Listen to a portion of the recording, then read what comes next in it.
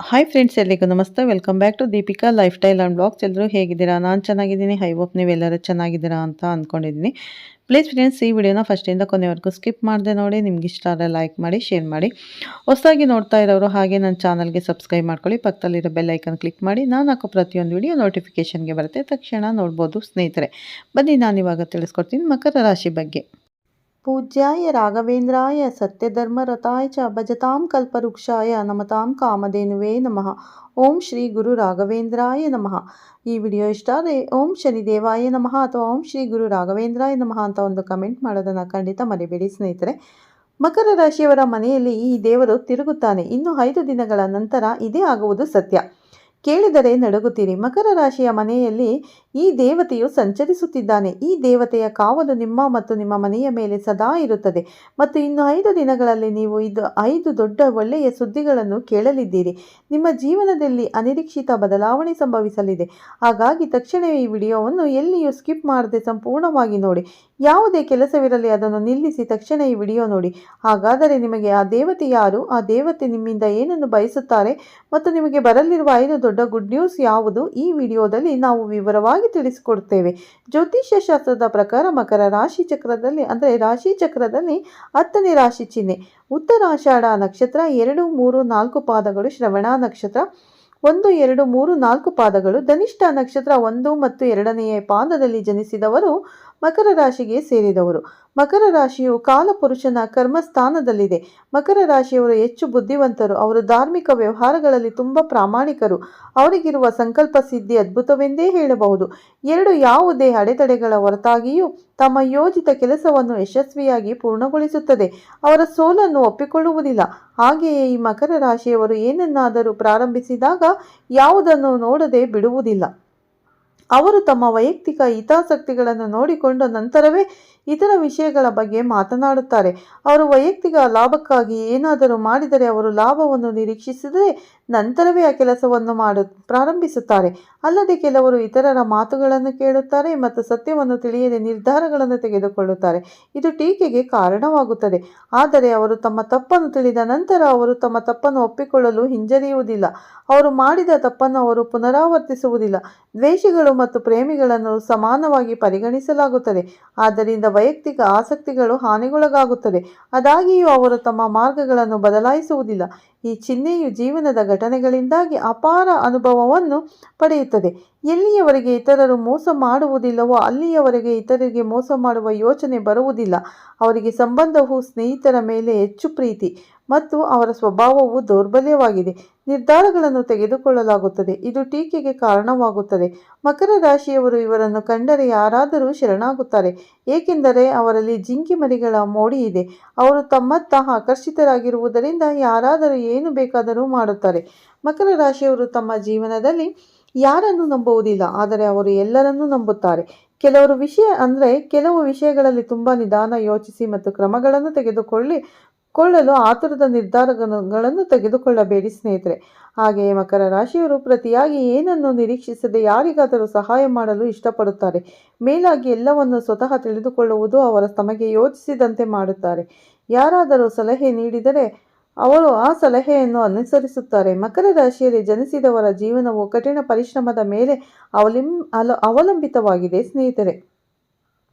ಅವರು 30 ವರ್ಷ ವಯಸ್ಸಿನವರೆಗೆ ಹೆಚ್ಚಿನ ಆರ್ಥಿಕ ಸಂಪತ್ತನ್ನು ಹೊಂದಿರುವುದಿಲ್ಲ, ಬಡತನವನ್ನು ಅನುಭವಿಸಿರುತ್ತಾರೆ. ಆದರೆ ಈ ರಾಶಿ ಚಕ್ರದಲ್ಲಿ ಜನಿಸಿದ ಕೆಲವರಿಗೆ ದಿಢೀರ್ ಧನಯೋಗ ಬರುತ್ತದೆ. ಅವರು ವಯಸ್ಸಾದಂತೆ ಜೀವನದಲ್ಲಿ ಆರ್ಥಿಕವಾಗಿ ಮತ್ತು ಸಾಮಾಜಿಕವಾಗಿ ನೆಲೆಸುತ್ತಾರೆ.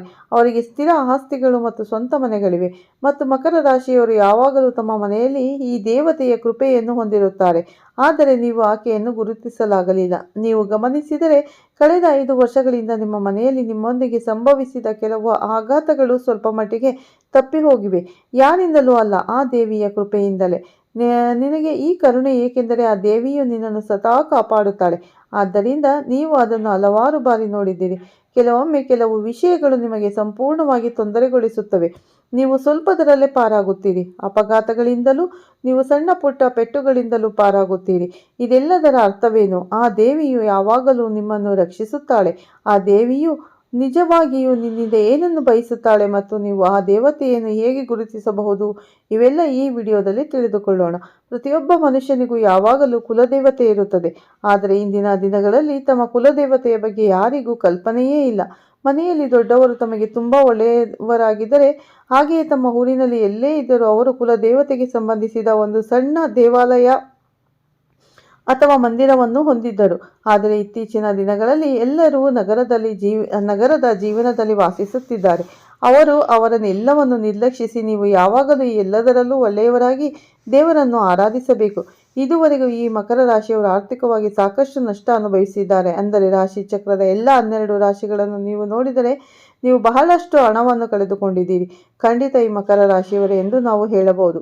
ಈ ರಾಶಿಯವರು ಆರ್ಥಿಕವಾಗಿ ಸಂಕಷ್ಟಕ್ಕೆ ಸಿಲುಕಿರುವಷ್ಟು ಬೇರಾವ ರಾಶಿಯೂ ಆಗಿಲ್ಲ. ಆದರೆ ಈ ನಷ್ಟದಿಂದ ಅವರು ಇನ್ನೂ ಚೇತರಿಸಿಕೊಂಡಿಲ್ಲ ಎನ್ನುವುದನ್ನು ನಾವು ಗಮನಿಸಬಹುದು. ಇದಕ್ಕೆ ಕಾರಣ ನಾವು ನಮ್ಮ ಕುಲದೇವರನ್ನು ಮರೆತಿರುವುದು. ಆದರೆ ಕುಲದೇವರನ್ನು ಮರೆತರೆ ನಿಮಗೆ ಹಲವು ರೀತಿಯ ಸಮಸ್ಯೆಗಳಾಗುತ್ತದೆ. ನಿಮಗೆ ಕಾರಣ ತಿಳಿದಿಲ್ಲ ಮತ್ತು ನಾವು ಸಿಲುಕಿಕೊಂಡಿದ್ದೇವೆ, ಇದು ನಮಗೆ ಏಕೆ ಸಂಭವಿಸುತ್ತದೆ ಎಂದು ನಾವು ಆಶ್ಚರ್ಯಪಡುತ್ತೇವೆ. ನಿಮ್ಮ ಹಿರಿಯರನ್ನು ಕೇಳಿ, ನಿಮ್ಮ ಕುಲದೇವರು ಯಾರು? ನಿಮ್ಮ ಬಳಿ ಅದೇ ಕುಲದೇವತೆ ಇದ್ದರೆ ಅವರ ಪ್ರತಿಮೆ ಅಥವಾ ಭಾವಚಿತ್ರವನ್ನು ತನ್ನಿ. ಅದು ಸಾಧ್ಯವಿಲ್ಲ ಎಂದು ನೀವು ಭಾವಿಸಿದರೆ ನೀವು ಖಂಡಿತವಾಗಿಯೂ ಕುಲದೈವ ಯಾರು ಎಂದು ತಿಳಿದಿರಬೇಕು ಅಥವಾ ಅವರನ್ನು ಯಾವಾಗಲೂ ನೆನಪಿಸಿಕೊಳ್ಳಬೇಕು. ಅಥವಾ ಆ ದೇವತೆ ಎಂದರೆ ನಿಮ್ಮ ಕುಲದೇವತೆ, ನೀವು ಯಾವಾಗಲೂ ಅವಳನ್ನು ಪೂಜಿಸಬೇಕು ಮತ್ತು ಆರಾಧಿಸಬೇಕು. ನಿಮ್ಮ ಕುಲದೇವತೆ ಯಾರೆಂದು ಕಮೆಂಟ್ ಮಾಡಿ. ಹೀಗೆ ಮಾಡಿದರೆ ದೇವಿಯ ಕಟಾಕ್ಷ ಹೆಚ್ಚುತ್ತದೆ. ಹಾಗೆಯೇ ಇಲ್ಲಿ ನೀವು ಮಾಡಬೇಕಾದ ಇನ್ನೊಂದು ಕೆಲಸವೆಂದರೆ ಕುಲದೇವತೆಯ ಬಗ್ಗೆ ತಿಳಿದುಕೊಂಡು ಶುಭ ದಿನವನ್ನು ಆಚರಿಸಿ. ನಿಮ್ಮ ಹಿರಿಯರೊಂದಿಗೆ ಮಾತನಾಡಿ ಮನೆಯಲ್ಲಿ ನಿಮ್ಮ ಕುಲದೇವತೆಯನ್ನು ಪ್ರತಿಷ್ಠಾಪಿಸುವುದು. ನೀವು ಎಷ್ಟೇ ದೊಡ್ಡ ನಗರಗಳಲ್ಲಿ ವಾಸಿಸುತ್ತಿದ್ದರೂ ಅವು ದೇವರಿಗೆ ಯಾವುದೇ ಪ್ರಯೋಜನವಿಲ್ಲ. ದೇವರ ಕೃಪೆ ಇಲ್ಲದೆ ನಮಗೆ ಏನೂ ಸಿಗುವುದಿಲ್ಲ. ಆದ್ದರಿಂದ ಖಂಡಿತವಾಗಿಯೂ ಮಕರ ರಾಶಿಯವರು ದೇವರಿಗೆ ಸಂಬಂಧಿಸಿದ ಯಾವುದೇ ಕೆಲಸದಲ್ಲಿ ನಿರ್ಲಕ್ಷ್ಯ ವಹಿಸುವುದು ಒಳ್ಳೆಯದಲ್ಲ. ಆದ್ದರಿಂದ ನೀವು ಈ ಎಲ್ಲದರ ಬಗ್ಗೆ ನಿಮ್ಮ ಹಿರಿಯರನ್ನು ಕೇಳಿ ಖಚಿತವಾಗಿ ತಿಳಿಯಿರಿ. ಕುಲದೇವತೆಯನ್ನು ಹೀಗೆ ಪೂಜಿಸಬೇಕೆಂದು ತಿಳಿಯಿರಿ. ಅದನ್ನು ನಿಮ್ಮ ಮನೆಯಲ್ಲಿ ಸ್ಥಾಪಿಸಿ. ಅಲ್ಲದೆ ನೀವು ಮಾಡಬೇಕಾದ ಮೊದಲ ವಿಷಯವೆಂದರೆ ನಿಮ್ಮ ಸುತ್ತಮುತ್ತಲಿನ ಹೆಚ್ಚಿನ ಜನರನ್ನು ನೀವು ನಂಬಿದರೆ ನೀವು ತಕ್ಷಣ ಅದನ್ನು ಮಾಡುವುದನ್ನು ನಿಲ್ಲಿಸಬೇಕು. ಏಕೆಂದರೆ ನೀವು ಅವರನ್ನು ಯಾವಾಗಲೂ ಕುರುಡರಾಗಿ ನಂಬುತ್ತೀರಿ. ನೀವು ಅವರಿಗೆ ಪ್ರತಿಯೊಂದು ವಿಷಯವನ್ನು ಮುಕ್ತವಾಗಿ ಹೇಳುತ್ತಿರುತ್ತೀರಿ. ಮಕರ ರಾಶಿಯವರು ನಿಮ್ಮನ್ನು ನೋಡಿದಾಗಲೂ ನೀವು ಕಷ್ಟಪಟ್ಟು ಕೆಲಸ ಮಾಡುತ್ತಿದ್ದೀರಿ. ಹಾಗೆ ಒಂದು ಕೆಲಸವನ್ನು ಬಹಳ ಶ್ರದ್ಧೆಯಿಂದ ಮಾಡುತ್ತೀರಿ. ಆದರೆ ಕೊನೆಯ ಕ್ಷಣದಲ್ಲಿ ಅದು ಸೋಲುತ್ತದೆ. ಅದಕ್ಕೆ ತೆರೆದುಕೊಳ್ಳುತ್ತಿರುವುದೇ ಕಾರಣ. ಯಾವುದೇ ಕೆಲಸವನ್ನು ಮಾಡಲು ಬಯಸಿದಾಗ ಯಾರಿಗೂ ಹೇಳದೆ ಶ್ರದ್ಧೆಯಿಂದ ಮಾಡಿ. ಹಾಗೂ ನಿಮ್ಮ ಮೇಲೆ ನೀವು ನಂಬಿಕೆ ಇಟ್ಟು, ದೇವರಲ್ಲಿ ನಂಬಿಕೆ ಇಟ್ಟು ನಿಮ್ಮ ಕೆಲಸ ಮತ್ತು ಮುಗಿದ ಮೇಲೆ ಅಕ್ಕಪಕ್ಕದವರಿಗೆ ಹೇಳಿ. ಒಮ್ಮೆ ಇದನ್ನು ಟ್ರೈ ಮಾಡಿ ನೋಡಿ, ನಿಮಗೆ ತಿಳಿಯುತ್ತದೆ. ನಿಮ್ಮ ಕೆಲಸವು ಯಾವುದೇ ಅಡೆತಡೆ ಇಲ್ಲದೆ ಬಹಳ ಚೆನ್ನಾಗಿ ಮುಗಿಯುತ್ತದೆ. ಮಕರ ರಾಶಿಯವರು ಬಹಳ ನಿಖರವಾಗಿ ಕೆಲಸ ಮಾಡುತ್ತಾರೆ. ಅವರು ಪ್ರತಿಭಾವಂತರು. ನೀವು ಇತರರಿಂದ ಬೆಂಬಲವನ್ನು ಪಡೆಯುವುದಿಲ್ಲ. ಆದರೆ ಸ್ವಲ್ಪ ಬೆಂಬಲ ಸಿಕ್ಕರೆ ಅವಕಾಶ ಸಿಗುತ್ತದೆ. ಆದರೆ ನಿಮಗೆ ಆ ಬೆಂಬಲ ಇಲ್ಲದ ಕಾರಣ ನೀವು ಹೆಚ್ಚಿನ ಶೇಕಡವಾರು ಅನುಭವಿಸಿರುವಿರಿ. ಆದರೆ ನೀವು ಇನ್ನು ಮುಂದೆ ಚಿಂತಿಸಬೇಕಾಗಿಲ್ಲ. ನಿಮ್ಮ ಗ್ರಹಗಳು ಕಾಡದು ಈಗ ನಿಮಗೆ ತುಂಬ ಅನುಕೂಲವಾಗಿರುತ್ತವೆ. ನಿಮ್ಮ ಕಠಿಣ ಪರಿಶ್ರಮಕ್ಕೆ ನೀವು ಶೀಘ್ರದಲ್ಲಿ ಫಲಿತಾಂಶವನ್ನು ಪಡೆಯುತ್ತೀರಿ. ಇಲ್ಲಿಯವರೆಗೂ ನೀವು ಮಾಡಿದ ನಿಮ್ಮ ಒಳ್ಳೆಯ ಕಾರ್ಯಗಳು ನಿಮಗೆ ಉತ್ತಮ ಫಲಿತಾಂಶವನ್ನು ನೀಡುತ್ತದೆ.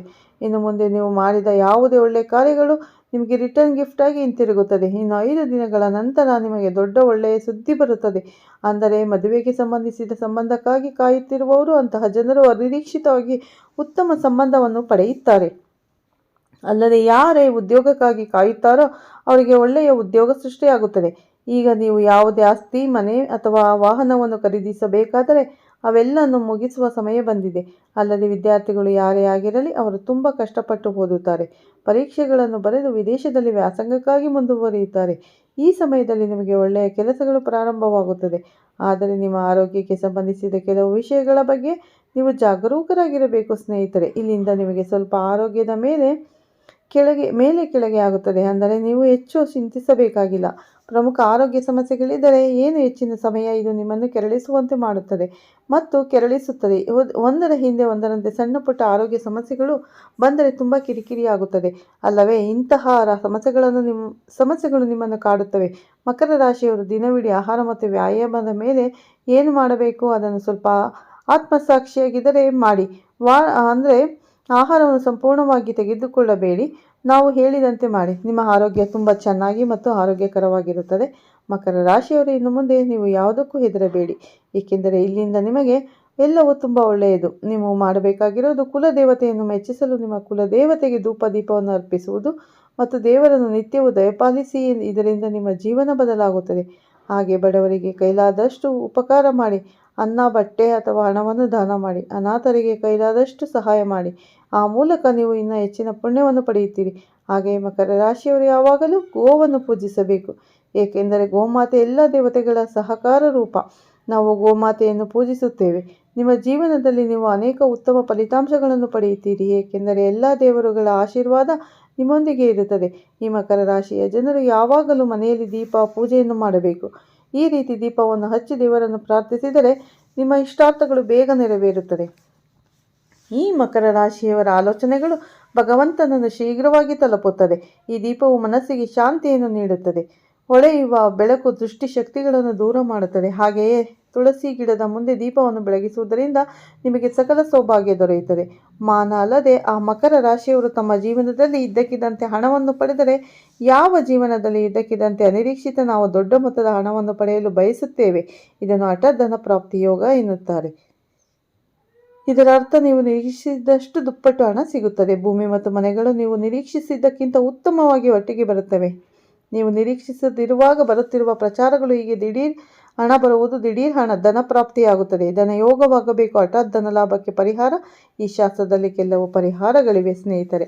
ಹಣದ ಹಠಾತ್ ಪ್ರವೇಶವಿದ್ದರೆ ತುಂಬ ಸರಳವಾದ ಪರಿಹಾರವೆಂದರೆ ಮಂಗಳವಾರ, ಗುರುವಾರ, ಶುಕ್ರವಾರ ಮತ್ತು ಶನಿವಾರ ಯಾವುದೇ ಸಮಯದಲ್ಲಿ ನೀವು ಕಲ್ಲುಪ್ಪು ಗಾಜಿನ ಬಟ್ಟಲನ್ನು ಮುಚ್ಚಿ ಮನೆಯ ಈಶಾನ್ಯ ಮೂಲೆಯಲ್ಲಿ ಇರಿಸಿ. ನೀವು ಸಾಧ್ಯವಾದಾಗೆಲ್ಲ ವಾರಕ್ಕೊಮ್ಮೆ ಬದಲಾಯಿಸಿ. ಈ ರೀತಿಯಾಗಿ ಮಾಡುವುದರಿಂದ ಯಾವುದೇ ನಕಾರಾತ್ಮಕ ಶಕ್ತಿ ಇದ್ದರೆ ಮನೆಯಲ್ಲಿ ಅದು ಹೊರಗಡೆ ಹೋಗುತ್ತದೆ. ಸ್ನೇಹಿತರೆ, ನೋಡಿದ್ರಲ್ಲ ಯಾವ ರೀತಿ ಇದೆ ರಾಶಿ ಭವಿಷ್ಯ ಮಕರ ರಾಶಿಯವ್ರದ್ದು ಅಂತ ಸಂಪೂರ್ಣ ಮಾಹಿತಿ ತಿಳಿಸಿಕೊಟ್ಟಿದ್ದೇನೆ. ಈ ವಿಡಿಯೋ ಇಷ್ಟ ಆದರೆ ಲೈಕ್ ಮಾಡಿ, ಶೇರ್ ಮಾಡಿ. ಹಾಗೆ ಹೊಸದಾಗಿ ನೋಡೋರು ನಮ್ಮ ಚಾನಲ್ಗೆ ಸಬ್ಸ್ಕ್ರೈಬ್ ಮಾಡಿಕೊಂಡು ಪಕ್ಕದಲ್ಲಿರೋ ಬೆಲ್ ಐಕನ್ ಕ್ಲಿಕ್ ಮಾಡಿ. ಮತ್ತೆ ಸಿಗ್ತೀನಿ ಉತ್ತಮ ರಾಶಿ ಭವಿಷ್ಯದೊಂದಿಗೆ. ಎಲ್ಲರಿಗೂ ಧನ್ಯವಾದಗಳು ಸ್ನೇಹಿತರೆ.